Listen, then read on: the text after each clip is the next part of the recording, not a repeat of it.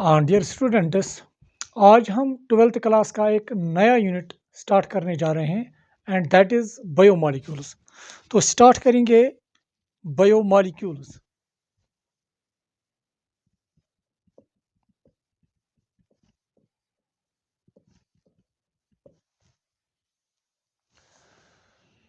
Biomolecules के बारे में पहले कुछ पॉइंट्स आपके साथ डिस्कस करूंगा और उसी के साथ हम इन बायोमॉलिक्यूल्स की डेफिनेशन लिखेंगे। तो पहला पॉइंट जो आप बायोमॉलिक्यूल्स के बारे में याद रखेंगे, ये जो बायोमॉलिक्यूल्स हैं दे आर ऑर्गेनिक कंपाउंड्स। तो पहला पॉइंट आप याद रखेंगे बायोमॉलिक्यूल्स के लिए, that they are organic compounds. They are organic compounds.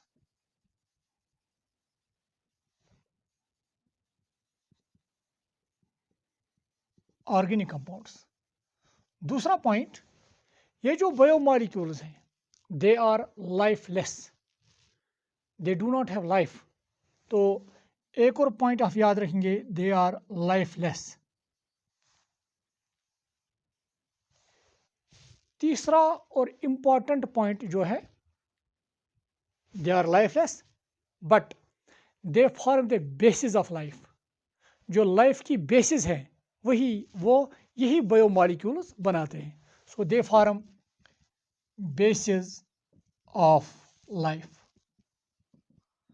तो ये 3 पॉइंट्स ऑफ बायोमॉलिक्यूल्स के बारे में याद रखेंगे और इन्हीं पॉइंट्स के बेसिस पे आप बायोमॉलिक्यूल्स आप डिफाइन कर सकते हैं। नाउ अब कैसे डिफाइन करेंगे बायोमॉलिक्यूल्स को? Biomolecules are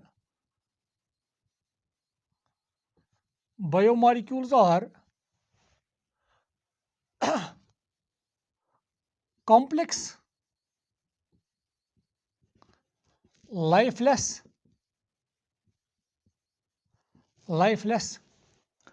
organic compounds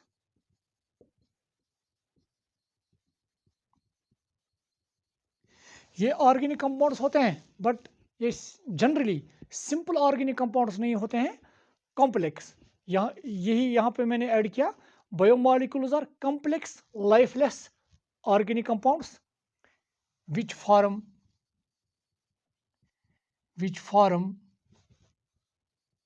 the basis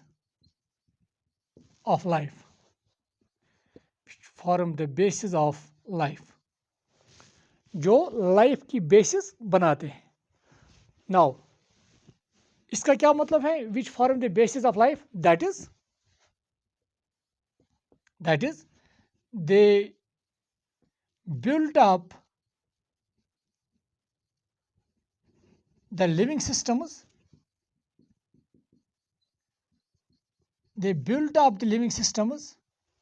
and are also responsible for their growth and maintenance.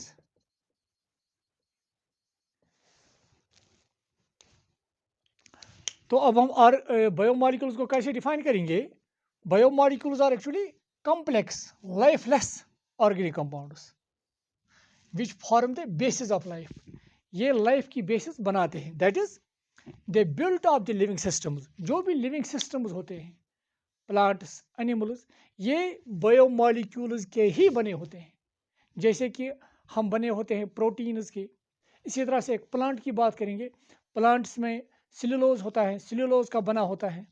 एक तो ये एक लिविंग सिस्टम की बॉडी बनाते हैं, लिविंग सिस्टम्स बनाने में ये इस्तेमाल होते हैं बायोमॉलिक्यूल्स। और दूसरा point, they built up the living systems and are also responsible for their growth. और एक लिविंग सिस्टम की जो ग्रोथ होती है उसको रेगुलेट करने में यही बायोमॉलिक्यूल्स इंपॉर्टेंट रोल प्ले करते हैं। और एक और point, they built up the living systems are also responsible for their growth and maintenance. और एक लिविंग सिस्टम, एक जो लिविंग सिस्टम है उसकी प्रॉपर फंक्शनिंग के लिए भी यही बायोमॉलिक्यूल्स एक इम्पॉर्टेंट रोल प्ले करते हैं। तो इस तरह से हमने बायोमॉलिक्यूल्स को अब डिफाइन किया। नाउ यहाँ पे मैं फिर बताना चाहूँगा। Now what are biomolecules? Biomolecules are complex lifeless organic compounds which form the basis of life. Basis of life का मतलब क्या है? That is the built of the living systems. एक तो लिविंग सिस्टम्स ये बनाते हैं ये बायोमॉलिक्यूल्स, एंड और also responsible for their growth, और उनकी ग्रोथ रेगुलेट करने के लिए ये रेस्पॉन्सिबल है, एंड मेंटेनेंस, और उनकी जो प्रॉपर फंक्शनिंग है उसको भी रेगुलेट यही बायोमॉलिक्यूल्स करते हैं। अब ये जो बायोमॉलिक्यूल्स हैं इनकी एग्जांपल्स क्या है? जो वेल नोन एग्जांपल्स हैं बायोमॉलिक्यूल्स की, जिनके बारे में भी आपने पढ़ा होगा, जो कार्बोहाइड्रेट्स हैं दे आर एक्चुअली बायोमॉलिक्यूल्स। जो वाइटामिन्स हैं यही बायोमॉलिक्यूल्स हैं। जो न्यूक्लिक एसिड्स हैं यही वाइटामिन्स हैं। इसी तरह से जो प्रोटीन्स हैं। तो जो एग्जांपल्स है बायोमॉलिक्यूल्स की यहाँ पे मैं लिखना चाहूँगा।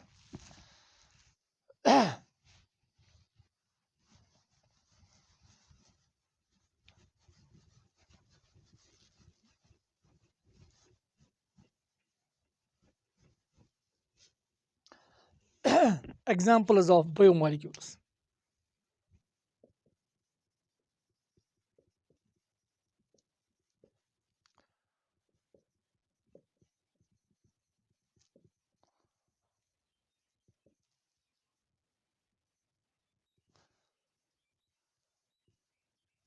बायोमॉलिक्यूल्स, एग्जांपल्स बायोमॉलिक्यूल्स की।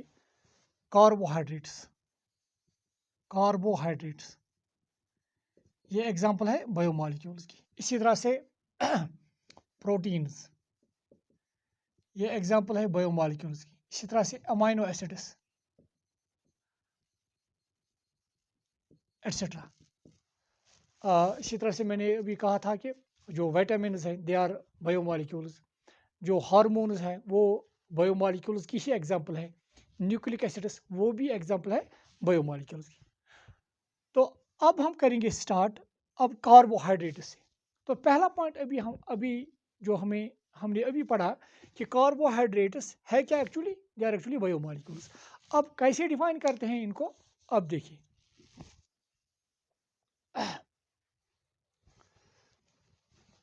तो स्टार्ट करेंगे अब हम कार्बोहाइड्रेट से।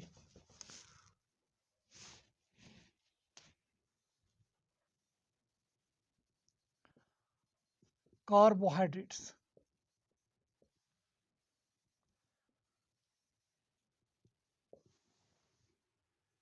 पहले कार्बोहाइड्रेट्स को इस तरह से डिफाइन किया गया था कि ये वो कंपाउंड्स हैं, कार्बोहाइड्रेट्स वो कंपाउंड्स हैं जिनमें कार्बन, हाइड्रोजन और ऑक्सीजन ही होता है। बस यही तीन एलिमेंट्स, वो कंपाउंड्स जिनमें कार्बन, हाइड्रोजन और ऑक्सीजन होता है।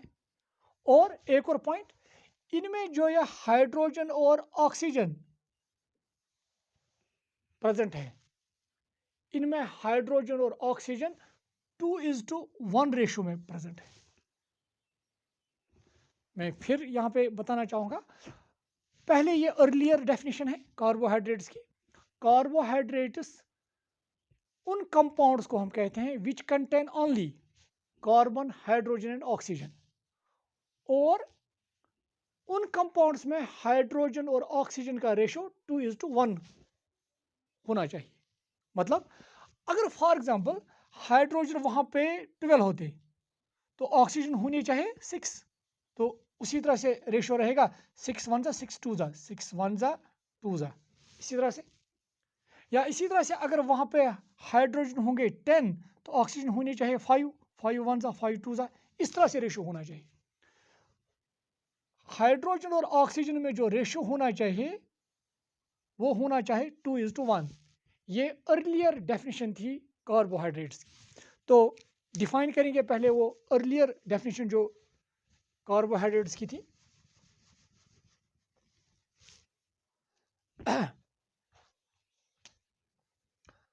Carbohydrates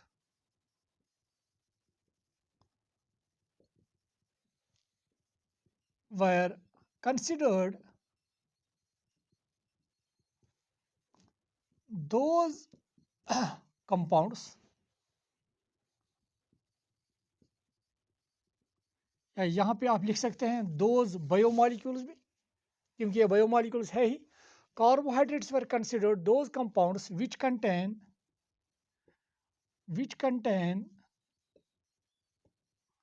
carbon, hydrogen and oxygen only, and in these compounds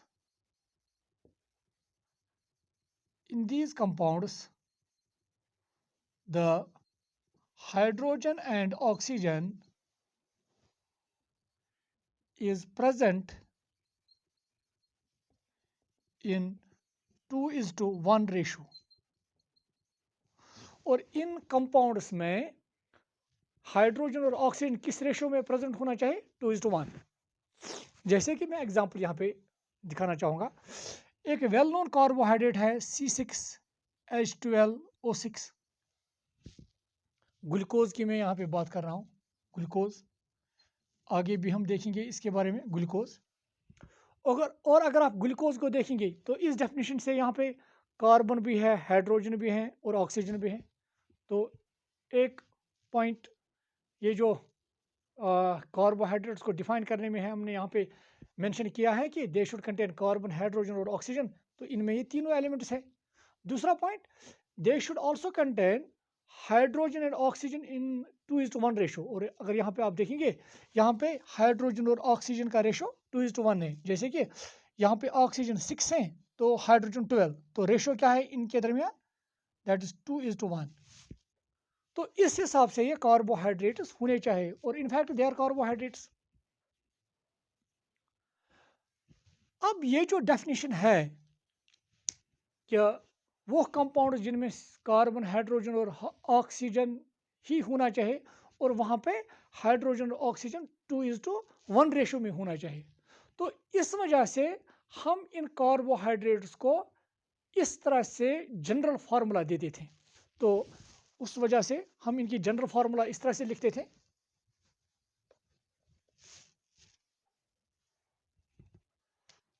The carbohydrates were represented by the general formula CxH2O whole y. इस तरह से. तो हम इसको फिर इस तरह की जनरल फार्मूला दे सकते हैं. जैसे कि यहाँ पे मैं फिर एग्जांपल दूंगा C6H12O6 ग्लूकोज की. तो इसको हम ये वाली फार्मूला इस जनरल फार्मूला से रिप्रेजेंट कर सकते हैं. जैसे कि यहाँ पे अगर मैं इस फार्मूला से इसको रिप्रेजेंट करूं ग्लूकोज को, तो C6 को X का मतलब है, यहाँ X क्या है फिर 6. तो C6H2O. अब Y देखो यहाँ पे. अब Y का मैं यहाँ पे क्या वैल्यू दूं ताकि हाइड्रोजन जो है वो 12 बन जाए? तो डेफिनेटली 6 आएगा यहाँ पे, क्योंकि जब मैं 6 यहाँ पे लिखूंगा, 6 2 हो गया 12 एंड 6 क्योंकि ऑक्सीजन 1 ही है, 6 × 1 हो गया 6. तो इस ग्लूकोज को हम इस जनरल फार्मूला से रिप्रेजेंट कर सकते हैं. तो ये पहले डेफिनेशन दी गई थी कार्बोहाइड्रेट्स की. फिर मैं डिफाइन करना चाहूँगा. कार्बोहाइड्रेट्स उन कंपाउंड्स को नाम दिया गया था जिनमें कार्बन, हाइड्रोजन और ऑक्सीजन ही होना चाहिए. यही 3 एलिमेंट्स होने चाहिए. और वहाँ पे हाइड्रोजन और ऑक्सीजन 2:1 रेशो में होना चाहिए. And they should be represented by the general formula CxH2O(y). तो ये उनकी जनरल फार्मूला होनी चाहिए. पर ये देखा गया है कि ये जो डेफिनेशन है इसके लिमिटेशंस है. अब वो लिमिटेशंस क्या थे वो हम यहाँ पे डिस्कस करेंगे. आप यहाँ तक नोट करेंगे. अभी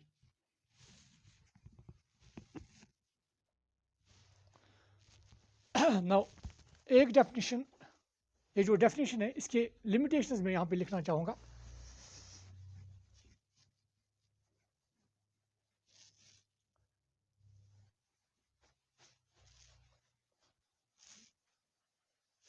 limitations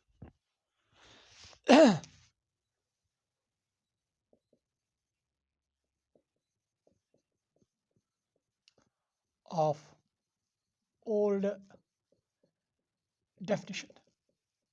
Now, पहली जो लिमिटेशन है दैट इज कुछ कार्बोहाइड्रेट्स लाइक रहमनोज है एक रहमनोज जिसकी फॉर्मूला है C6H12O5।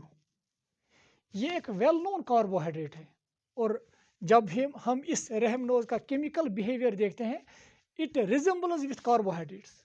ये कार्बोहाइड्रेट से बहुत हद तक रिजेंबल करता है और इनफैक्ट इट्स अ कार्बोहाइड्रेट। मगर अगर ये कार्बोहाइड्रेट है तो पहले वाली डेफिनेशन में यहाँ पे हाइड्रोजन और ऑक्सीजन किस रेशो में होना चाहिए था 2:1। तो यहाँ पे ऑक्सीजन 5 है तो यहाँ पे हाइड्रोजन होने चाहिए 10 और यहाँ पे 12 है। तो इसका मतलब यहाँ पे हाइड्रोजन और ऑक्सीजन 2:1 रेशो में नहीं है। तो ओल्ड डेफिनेशन के हिसाब से कार्बोहाइड्रेट्स हम उन्हीं कंपाउंड्स को कहते हैं जहाँ पे कार्बन हाइड्रोजन और ऑक्सीजन होना चाहिए और वहाँ पे हाइड्रोजन ऑक्सीजन 2:1 रेशो में होना चाहिए। क्योंकि यहाँ पे 2:1 रेशो में नहीं है तो ये कार्बोहाइड्रेट नहीं होना चाहिए बट इट इज़ कार्बोहाइड्रेट। तो इस हिसाब से ये रहमनोज जो ओल्ड डेफिनेशन है वो रहमनोज को एक्सक्लूड करता है कार्बोहाइड्रेट से but it is well known carbohydrate. तो इस हिसाब से जो पुरानी डेफिनेशन थी वो डिस्कार्ड की गई। एक और चीज़ इसी तरह से एक और है दैट इज डीऑक्सी राइबोस। ये भी एक वेल नोन कार्बोहाइड्रेट है और जिसकी फार्मूला है C5H10O4। ये एक वेल नोन कार्बोहाइड्रेट है जिसकी फार्मूला क्या है C5H10O4। अगर आप यहाँ पे देखेंगे यहाँ पे जो हाइड्रोजन और ऑक्सीजन का रेशो है वो 2:1 नहीं है। तो ओल्ड डेफिनेशन के हिसाब से हाइड्रोजन और ऑक्सीजन का रेशो कार्बोहाइड्रेट में 2:1 होना चाहिए मगर यहाँ पे नहीं है तो उस हिसाब से ये कार्बोहाइड्रेट नहीं होना चाहिए बट इट इज़ कार्बोहाइड्रेट। तो ये एक लिमिटेशन है। तो यहाँ पे मैं लिखूंगा पहली limitation well known carbohydrates like rhamnose जिसकी फार्मूला क्या है C6H12O5 and deoxyribose C5H10O4 do not have hydrogen and oxygen in 2:1 ratio। ये पहली लिमिटेशन है। नाउ दूसरी लिमिटेशन अब देखिए दूसरी लिमिटेशन यहाँ पे मैं ये रब करने जा रहा हूँ। दूसरी लिमिटेशन कुछ कंपाउंड्स हैं जैसे कि HCOOH in fact sorry it is HCHO।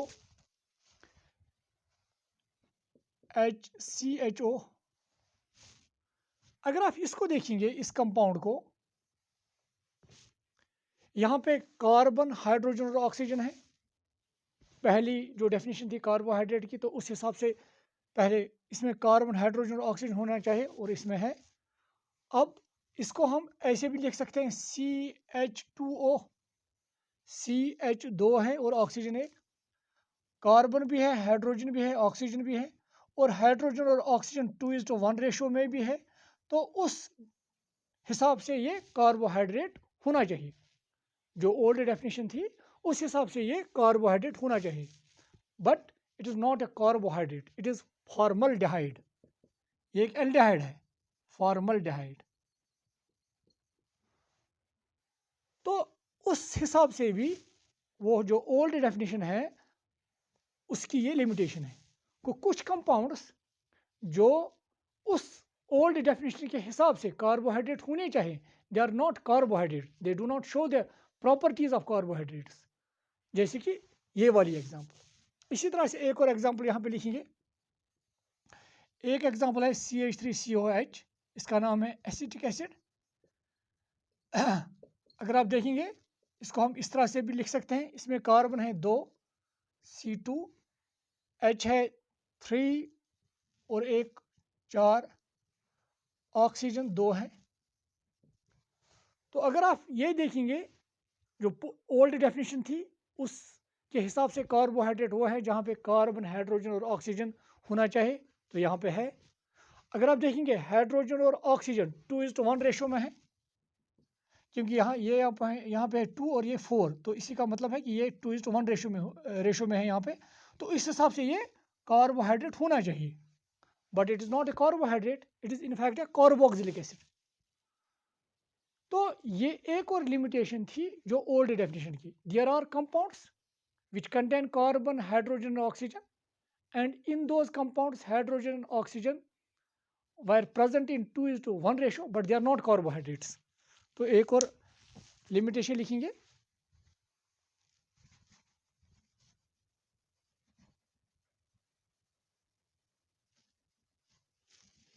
तो यहाँ पर मैं एक और लिमिटेशन लिखूंगा।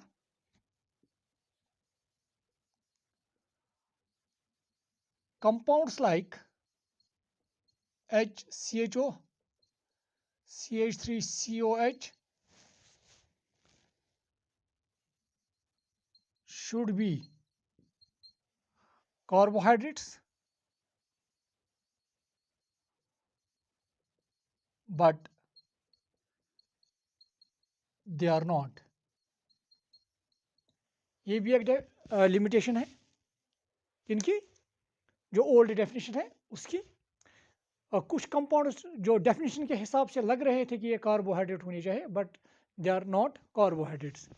थर्ड लिमिटेशन, एक्चुअली जो ओल्ड डेफिनेशन थी जिसमें हमने लिखा था कि जिसकी जनरल फार्मूला क्या थी, CxH2O होल इस तरह से Y, तो ये माना जाता था कि एक्चुअली कार्बोहाइड्रेट्स जो है वो हाइड्रेट ऑफ कार्बन है, एक्चुअली कार्बन हाइड्रेट्स बनाता है। तो हाइड्रेट्स ऑफ कार्बन को ही नाम दिया गया था कार्बोहाइड्रेट्स, और ये देखा गया carbon does not form the hydrates. तो तीसरा point, carbon does not form hydrates. ये जो कार्बन है ये हाइड्रेट्स बनाता ही नहीं है। हाइड्रेट का मतलब है कि कार्बन के साथ वाटर मॉलिक्यूल्स लिंक्ड नहीं होते। तो ये थे कुछ इंपॉर्टेंट लिमिटेशन जो ओल्ड डेफिनेशन जो थी उसके लिमिटेशंस, और उसी वजह से जो ओल्ड डेफिनेशन है कार्बोहाइड्रेट्स की उसको डिस्कार्ड किया गया। अब जो नई डेफिनेशन है, न्यू डेफिनेशन ऑफ कार्बोहाइड्रेट्स, वो क्या है हम यहाँ पे लिखने जा रहे हैं, तब तक आप ये नोट करेंगे।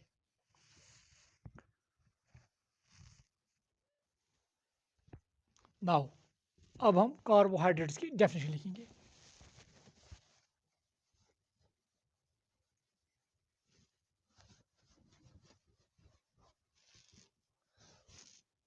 और अगर आपसे पूछा जाए हाउ टू डिफाइन कार्बोहाइड्रेट्स, आप इसी डेफिनेशन से वो डिफाइन करेंगे आप। जब तक ना आपसे ये पूछा जाए कि पुरानी डेफिनेशन क्या थी। अगर आपको एज सच पूछा जाता है हाउ टू डिफाइन कार्बोहाइड्रेट्स, तो आप ये मॉडर्न डेफिनेशन से ही कार्बोहाइड्रेट्स को डिफाइन करेंगे। तो मॉडर्न डेफिनेशन क्या है, आप मॉडर्न डेफिनेशन ऑफ कार्बोहाइड्रेट्स।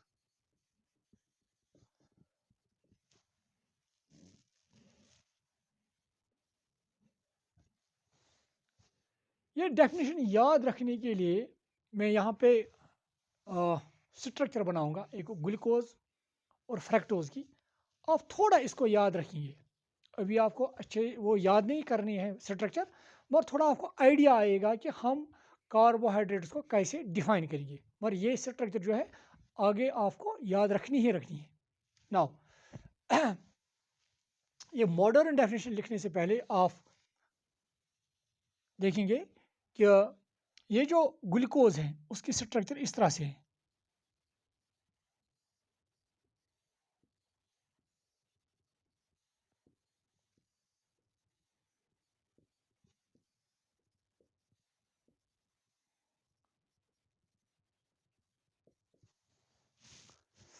अगर आप कार्बन देखेंगे, यहाँ पे ये कार्बन है, इसको इनफैक्ट कॉल्ड दिस, ये जो मैंने स्ट्रक्चर यहाँ पे बनाई है इसको फिशर प्रोजेक्शन बोलते हैं।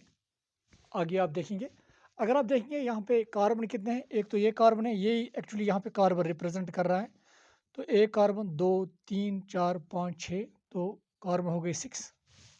H 2 3 4 5 6 7 8 9 10 11 और 12, H12, और ऑक्सीजन 1 2 3 4 5 6, और इनफैक्ट इसी का नाम है ग्लूकोज। तो ये ग्लूकोज की स्ट्रक्चर है, ओपन स्ट्रक्चर ग्लूकोज की। नाउ फ्रक्टोज की स्ट्रक्चर में बनाना चाहता हूं यहाँ पे। It is CH2OH, OHH, OHH, HOH, यहाँ पे है C double bond O, CH2OH। ये स्ट्रक्चर भी आप याद रखेंगे। अगर आप यहाँ पे देखेंगे कितने कार्बन है यहाँ पे, 1 2 3 4 5 6, C6, H 2 3 4 5 6 7 8 9 10 11 12 12, ऑक्सीजन 1 2 3 4 5 6 6, और ये जो C6H12O6 है, इट इज फ्रक्टोज। तो यहाँ पे एक और पॉइंट आप याद रखेंगे, इनफैक्ट ग्लूकोज और फ्रक्टोज की फार्मूला सेम है, मगर अगर आप देखेंगे इनके फंक्शनल ग्रुप्स डिफरेंट है। यहाँ पे इसका फंक्शनल ग्रुप है एल्डिहाइडिक फंक्शनल ग्रुप, और यहाँ पे कीटोनिक फंक्शनल ग्रुप है। तो वो कंपाउंड्स जिनकी मॉलिक्यूलर फार्मूला सेम हो, प्रॉपर्टीज डिफरेंट है, इनको आइसोमोर्स भी बोलते हैं। तो ग्लूकोज और फ्रक्टोज आपस में आइसोमोर्स हैं। एनीवे, हमें एक्चुअली डिफाइन करना है कार्बोहाइड्रेट्स को। और ये जो ग्लूकोज और फ्रक्टोज है, they are well known carbohydrates, ये कार्बोहाइड्रेट्स हैं। और जब आप इनकी ये ओपन स्ट्रक्चर देखते हैं तो आप यहाँ पे क्या देखते हैं, OH ग्रुप्स, 1 2, यहाँ पर भी OH ग्रुप, यहाँ पर भी, तो एक से ज़्यादा OH ग्रुप आप देखते हैं यहाँ पे। अगर आप यहाँ पे देखेंगे, यहाँ पर भी OH ग्रुप्स देखते हैं। तो एक्चुअली अब कार्बोहाइड्रेट्स है क्या, दे आर पॉलीहाइड्रोक्सी, क्योंकि हाइड्रोक्सिल ग्रुप एक से ज़्यादा है, that is why they are polyhydroxy. अब क्या पॉलीहाइड्रोक्सी है क्या ये, क्योंकि एल्डिहाइड, किसी किसी कार्बोहाइड्रेट में एल्डिहाइड है जैसे ग्लूकोज में है, और कहीं पे कीटोनिक ग्रुप है। So they are actually polyhydroxy aldehydes और पॉलीहाइड्रोक्सी कीटोन्स। तो ये है इनकी डेफिनेशन। अब डिफाइन कैसे करेंगे, कार्बोहाइड्रेट्स आर एक्चुअली पॉलीहाइड्रोक्सी, क्योंकि हाइड्रोक्सिल ग्रुप एक से ज़्यादा है, दे आर पॉलीहाइड्रोक्सी एल्डिहाइड्स और पॉलीहाइड्रोक्सी कीटोन्स। और ये भी याद रखना है, और substances which give these on hydrolysis, या वो सबस्टेंसेस जो पॉलीहाइड्रोक्सी एल्डिहाइड्स या पॉलीहाइड्रोक्सी कीटोन्स देते हैं हाइड्रोलिसिस पे, उन सबस्टेंसेस को भी हम कार्बोहाइड्रेट्स कहते हैं।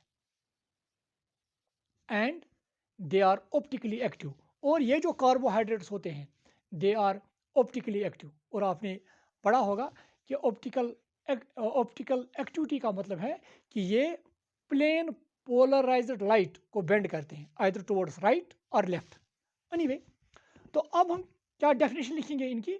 सो how to define these carbohydrates, they are polyhydroxy aldehydes और polyhydroxy ketones or the substances which give these on hydrolysis and they are optically active। तो यहां पे मैं लिखूंगा इसकी डेफिनेशन। फिर आपको इस डेफिनेशन के साथ ये वाली स्ट्रक्चर नहीं बनानी है, सिर्फ जब आप इसको देखेंगे तो थोड़ा आइडिया आपको आएगा कि वहाँ पे एक से ज़्यादा हाइड्रोक्सिल ग्रुप है, कहीं पे एल्डिहाइड ग्रुप है और कहीं पे कीटोनिक ग्रुप है। तो आप इसको अच्छे से या आसानी के साथ डिफाइन कर पाएंगे। तो यहाँ पे मैं डेफिनेशन लिखूंगा, कार्बोहाइड्रेट्स और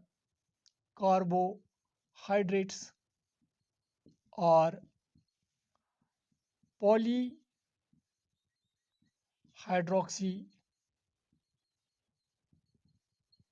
एल्डिहाइड्स और पॉलीहाइड्रोक्सी कीटोन्स और substances which give these on hydrolysis। इसका क्या मतलब है? substances which give these on hydrolysis, वो substances जो पॉलीहाइड्रोक्सी एल्डिहाइड या पॉलीहाइड्रोक्सी कीटोन्स दे सकते हैं हाइड्रोलिसिस पे, उन substances को भी हम कार्बोहाइड्रेट्स ही नाम देते हैं। तो यहाँ पे फिर पढ़ेंगे, कार्बोहाइड्रेट्स और पॉलीहाइड्रोक्सी एल्डिहाइड्स और पॉलीहाइड्रोक्सी कीटोन्स और the substances which give these on hydrolysis and are optically active, और ये ऑप्टिकली एक्टिव होते हैं।